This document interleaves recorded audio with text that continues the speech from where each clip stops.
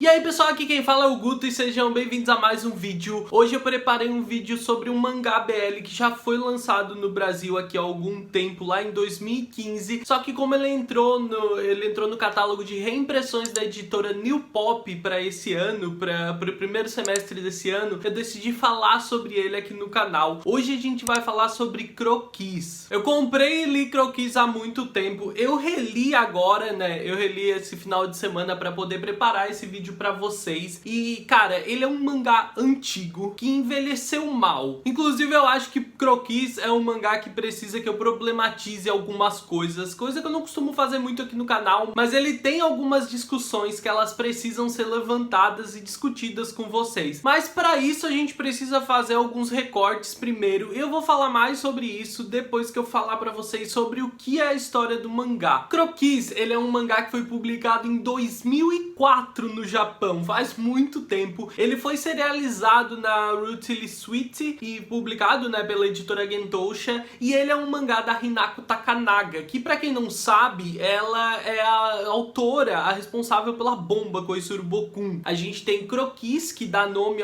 à capa do mangá, tem Um Desejo pra Uma Estrela, que é um one shot, um capítulo único, e a gente tem O Meu Primeiro Amor, que é uma história de 2 capítulos. Eu sempre li esse mangá meio receoso porque eu não gosto da autora, eu não acho ela uma boa autora e eu não tô falando só pela forma como ela aborda algumas questões, eu tô falando porque eu acho que a narrativa dela é ruim mesmo. E Croquis, a história que dá título ao mangá, ela não passa muito longe disso. Mas a gente tem, eu acho que Meu Primeiro Amor, que é uma história aqui dentro, ela é boa, ela é bem divertida, fofa e ela vem com uma proposta atraente. Mas as outras duas, uma delas tem um desenvolvimento pobre, muito simples, e Croquis é uma história que envelheceu muito mal. Croquis, a história que ilustra a capa do mangá, ela vai contar a história do Nagi e do Shinji. O Nagi, ele é um modelo, ele serve como modelo em meio período para uma turma de artes de uma faculdade, enquanto o Shinji é um desses alunos. Com o tempo, o Nagi começa a perceber que o Shinji olha ele de uma forma meio estranha. Em uma determinada oportunidade, eles vão acabar se confessando um pro outro e começando um relacionamento, mas cada um tem suas próprias questões. O Nagi, na real, é o grande foco de todas essas questões. Ele tá juntando dinheiro pra fazer uma cirurgia porque ele quer colocar silicone e também quer mudar de sexo. Só que a forma como isso é descrito na história, ele é bastante banalizado, porque o objetivo dele é o fato de que ele passou a vida inteira se apaixonando por homens e ele acredita que a única forma dele poder viver esses amores, né, seria ele mudando de sexo, que a sociedade não aceitaria ele como um homem gay. Quando ele começa a se relacionar com o Shinji, então, ele muda um pouco a perspectiva dele em relação ao corpo e também a forma como as pessoas vão enxergar o corpo dele. Sempre foi uma questão que foi externalizada por ele conforme a maneira como as pessoas enxergavam ele. Nunca foi uma vontade ou uma grande necessidade que ele tinha para lidar com o corpo. Além disso, eles ainda precisam lidar com a questão dos dois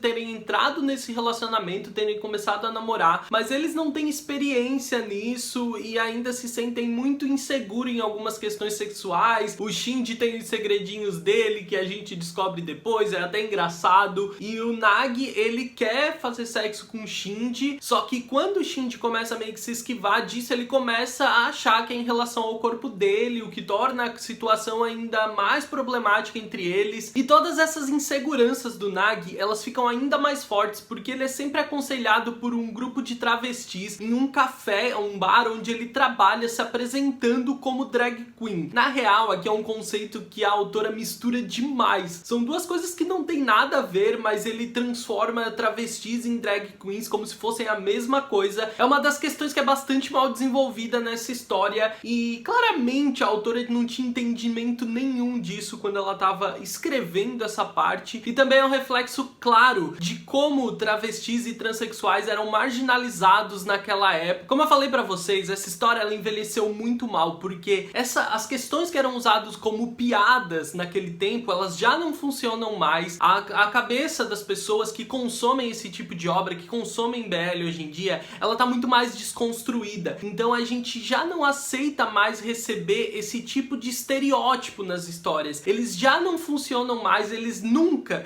nunca refletiram realmente a realidade das pessoas transexuais, mas ele faz o que as obras sempre fizeram naquele tempo, e eu não falo só de BL, tá? Eu tô falando de qualquer tipo de obra, que era usar esses personagens de forma marginalizada ou como alívio cômico da história. Ainda fazendo esse recorte de que essa história foi lançada lá em 2004, quando esse tipo de discussão ela ainda era feito de forma tão banalizada, despreocupada com as pessoas que realmente se afetariam com aquilo, a gente leva em consideração a ideia de que a história ela tem uma proposta de tentar normalizar o fato de que o rapaz, o Nag no caso, ele pode ser gay. Mas o problema é que ela faz isso marginalizando pessoas trans, e isso é que torna a história um problema, e isso é que torna esses personagens um problema. E não é só o fato de marginalizar pessoas trans, é que a história ela acaba também invalidando a identidade de gênero das personagens em diversos momentos, e isso é feito pelos próprios personagens, né? Pelos próprios personagens trans que tem na história. Então é por isso que eu digo que ela é uma obra que envelheceu muito mal. Quando ela foi lançada aqui no Brasil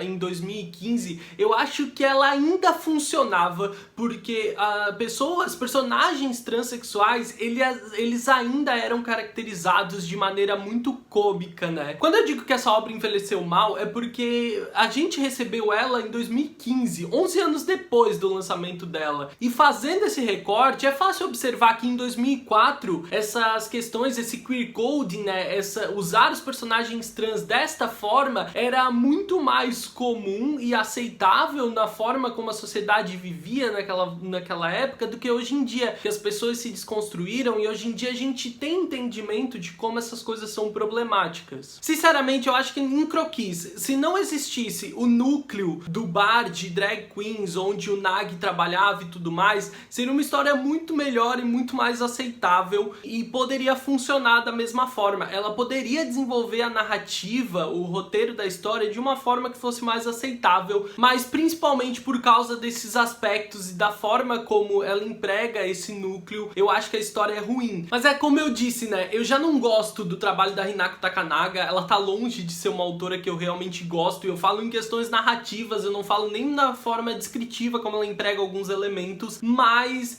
Croquis, ele não é realmente uma boa história, tá? Ele tem os aspectos bons, divertidos, fofos, ela é uma história engraçada, principalmente a relação do Nag, como eu já falei pra vocês, a relação do Shinji e do Nag, se ela acontecesse de forma isolada, sem precisar daquele núcleo secundário que é o bar de drag queens, seria uma história muito melhor e até aceitável. Nos capítulos 5 e 7, a gente tem a primeira e a segunda parte de Meu Primeiro Amor, que vai contar a história do Toritan e do Kamota, que são dois rapazes que estudaram juntos, cresceram juntos, e um nutriu um amor pelo outro, mas que eles nunca confessaram. Primeiro, a gente vai ter a perspectiva do Tori, que nunca entendeu por que o Kamota, um menino tão popular que andava com as pessoas mais descoladas da escola, se aproximou dele, porque os dois basicamente gostavam do mesmo tipo de livro, acabaram se aproximando, desenvolvendo uma grande amizade, e o Tori acabou se apaixonando por ele. Só que um dia, em uma viagem, ele viu o Kamota junto de uma das meninas da sala, e poucos dias depois eles acabaram se apaixonando e começaram a namorar, o que fez com que o Tori perdesse todas as suas esperanças, os dois se separassem depois do colegial e fossem se encontrar 6 anos depois em um reencontro da turma. Só que o Tori já aprendeu a lidar com aqueles sentimentos e ele já não se sente mais tão triste em relação àquilo, ele consegue lidar bem com aquilo. Só que quando a gente tem a perspectiva do Kamota, a coisa muda, porque a gente entende que o Kamota, ele sempre se sentiu da mesma forma, e no dia que ele tava com aquela menina é porque ele encheu a cara de cerveja pra criar coragem e poder se declarar pro Tori. A história termina sem um final realmente fechado, simplesmente com os dois se reencontrando e trocando números, e o Kamota finalmente criando coragem pra poder tentar se reaproximar do Tori. E inclusive ela deixa tudo em aberto, tipo, será que ele vai terminar com a namorada dele que ele ficou junto até agora? Porque ele tava até pensando em casar com ela quando ele desistiu do Tori, né? Ele até tinha achado uma boa ideia se apaixonar por uma menina pra meio que deixar aquilo de lado,